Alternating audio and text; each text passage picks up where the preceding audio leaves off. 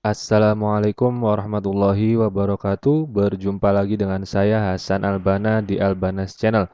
Pada video kali ini kita akan membahas soal-soal tes wawasan kebangsaan bagian ke-6 untuk mencapai nilai SKD tembus 400 untuk CPNS tahun 2021. Buat teman-teman yang menonton video ini jangan lupa untuk subscribe, like, comment, and share. Dan juga jangan lupa untuk menyalakan loncengnya biar tidak ketinggalan video terbaru dari kami. Oke, langsung saja kita ke soal yang pertama. Cita-cita nasional bangsa Indonesia yang memberi corak kepada politik luar negeri Indonesia yang bebas aktif tercantum dalam pembukaan Undang-Undang Dasar 1945, yaitu A. Menentang penyerangan sepihak Amerika Serikat, B. Mengirimkan pasukan ke wilayah konflik, C. Menjaga ketertiban dunia, D. Mendukung penyelenggaraan hubungan bilateral, E. Kemerdekaan adalah hak segala bangsa. Oke, silakan teman-teman jawab terlebih dahulu. Ini tentang Undang-Undang Dasar 1945. Oke, jawaban yang tepat adalah C. Menjaga ketertiban dunia. Kita lihat pembahasannya. Secara umum, pengertian politik bebas aktif ini dibagi menjadi dua kata, yaitu bebas dan aktif. Arti kata bebas berarti bangsa Indonesia sebagai negara yang berdaulat dan bebas menentukan keinginannya dalam mengatur negaranya dan juga dalam kaitannya dengan hubungan dengan negara lain atau hubungan internasional tanpa adanya campur tangan dari negara lain.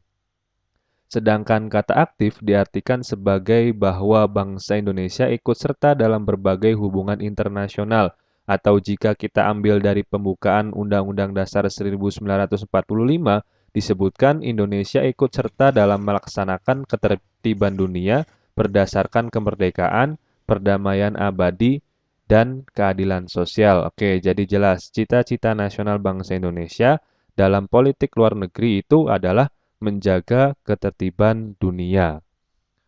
Oke, kita ke soal yang kedua. Salah satu asas pemerintahan yang baik adalah asas akuntabilitas, yaitu A. Terlaksananya aspirasi berbagai kelompok masyarakat, B. Pemerintahan harus bisa mempertanggungjawabkan tindakannya kepada masyarakat, C. Penyelenggaraan pemerintah harus dilaksanakan oleh orang yang ahli di bidangnya masing-masing, D. Penyelenggaraan pemerintah harus bisa dijalankan dengan baik tanpa menghabiskan waktu dan tenaga, E. Penyelenggaraan pemerintah harus bekerja dengan baik sesuai dengan tujuan semula. Oke, silakan teman-teman jawab terlebih dahulu. Jawaban yang tepat adalah B. Pemerintahan harus bisa mempertanggungjawabkan tindakannya kepada masyarakat. Oke, kita lihat pembahasannya. Asas akuntabilitas adalah asas yang menentukan bahwa setiap kegiatan dan hasil akhir dari kegiatan penyelenggaraan negara harus dapat dipertanggungjawabkan kepada masyarakat sebagai pemegang kedaulatan tertinggi negara sesuai dengan ketentuan peraturan perundang-undangan yang berlaku. Jadi, yang dimaksud dengan asas akuntabilitas adalah pemerintah harus bisa mempertanggungjawabkan tindakannya, kemudian kebijakannya, apapun yang diambil itu harus bisa bertanggung jawab kepada masyarakat untuk kesejahteraan masyarakat. Itu adalah asas akuntabilitas. Oke, kita ke soal selanjutnya. Prinsip-prinsip nasionalisme Indonesia yang berdasarkan Pancasila adalah bersifat majemuk tunggal. Adapun yang membentuk nasionalisme bangsa Indonesia adalah sebagai berikut, kecuali A. Kesatuan sejarah, B. Kesatuan nasib, C. Kesatuan kebudayaan, D. Kesatuan wilayah, E. Kesatuan Tuhan. Oke, silakan teman-teman jawab terlebih dahulu. Jawaban yang tepat adalah E. Kesatuan Tuhan. Oke, kita lihat pembahasannya. Kebinekaan adat istiadat, budaya, bahasa, dan nilai religius merupakan kekayaan yang dimiliki bangsa Indonesia.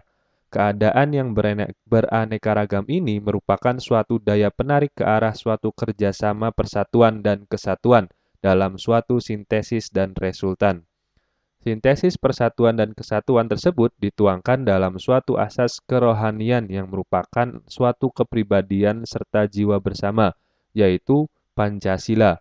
Adapun yang membentuk nasionalisme bangsa Indonesia adalah sebagai berikut: kesatuan sejarah, kesatuan nasib, kesatuan kebudayaan, kesatuan wilayah, dan kesatuan asas kerohanian. Jadi, yang membentuk nasionalisme bangsa Indonesia itu adalah kesatuan sejarah, kesatuan nasib, kesatuan kebudayaan, kesatuan wilayah, dan kesatuan asas kerohanian, bukan kesatuan Tuhan. Kan di Indonesia itu kan banyak agama ya. Jadi bukan kesatuan Tuhan, tapi kesatuan asas kerohanian.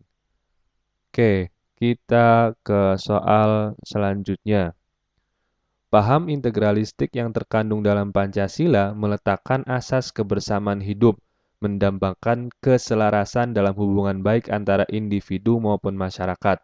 Bila diperinci, paham negara integralistik memiliki pandangan sebagai berikut, kecuali A. Negara tidak memihak kepada suatu golongan atau perseorangan. B.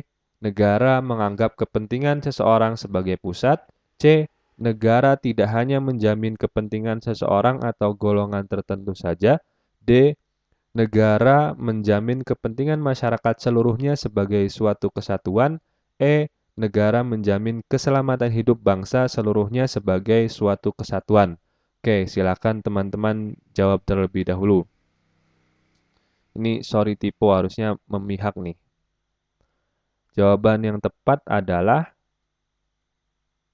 B. Nah, kita lihat pembahasannya. Ada banyak di sini ya, paham integralistik.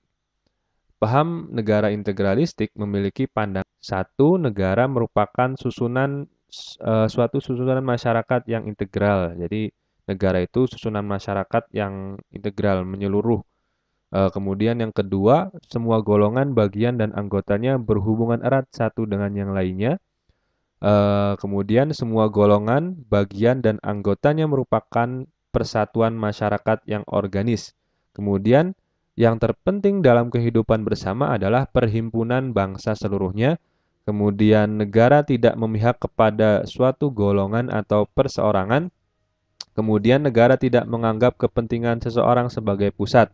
Nah, harusnya negara tidak menganggap kepentingan seseorang sebagai pusat. Sedangkan jawaban B adalah negara menganggap kepentingan seseorang sebagai pusat. Nah, ini kan kecuali ya. Oke, jadi yang kecuali itu paham integralistik adalah B.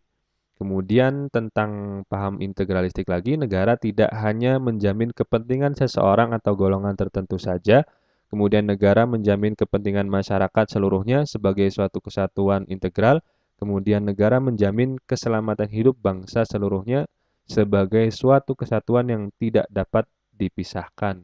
Jadi kalau negara menganggap kepentingan seseorang sebagai pusat, ya yang didahulukan itu kepentingan orang tersebut, bukan kepentingan negara nantinya. Oke, kita ke soal selanjutnya. Paham radikalisme dinilai menjadi ancaman serius bagi keberlangsungan kehidupan berbangsa dan bernegara. Deputi 5 Kepala Staf Kepresidenan atau KSP Jaleswari Pramodawardhani mengakui persoalan radikalisme di Indonesia sudah mulai meningkat sejak 10 tahun terakhir. Tidak hanya muncul di institusi pemerintah, namun juga di masyarakat, termasuk di bidang pendidikan. Semua membuktikan ancaman radikalisme ini nyata. Gerakan radikal kelompok tertentu yang mengatasnamakan agama atau ideologi tertentu adalah bentuk pelanggaran sila: A. Ketuhanan yang Maha Esa, B. Kemanusiaan yang adil dan beradab, C. Persatuan Indonesia, D. Kerakyatan yang dipimpin oleh hikmah kebijaksanaan dalam permusyawaratan perwakilan, E. Keadilan sosial bagi seluruh rakyat Indonesia. Oke, silakan teman-teman jawab terlebih dahulu. Jawaban yang tepat adalah A. Ini melanggar sila ketuhanan yang Maha Esa. Nah, kita lihat pembahasannya. Gerakan radikal kelompok tertentu yang mengatasnamakan agama atau ideologi tertentu adalah bentuk pelanggaran sila pertama, yaitu ketuhanan yang Maha Esa. poin ketiga pengamalan Pancasila sila pertama, yaitu mengembangkan sikap hormat, menghormati, dan bekerja sama antara pemeluk agama dengan penganut kepercayaan yang berbeda-beda terhadap Tuhan Yang Maha Esa. Nah, kelompok radikal ini yang mengatasnamakan agama itu ingin menjadikan apa ya? Merubah Pancasila menjadi negara ini berideologikan atau berasaskan atau berdasarkan suatu agama tertentu, sedangkan di Indonesia ini banyak agama, banyak kepercayaan, sehingga semuanya harus dihargai, harus diakomodasi, harus diberikan kesempatan yang sama kepada pemeluk agama yang ada di Indonesia. Oke, ada beberapa soal yang telah kita bahas. Semoga bermanfaat. Kurang lebihnya mohon maaf. Semoga teman-teman yang sedang berjuang menjadi CPNS tahun 2021 diterima dan dimudahkan jalannya. Jangan lupa untuk berdoa dan terus berjuang, terus belajar. Terima kasih.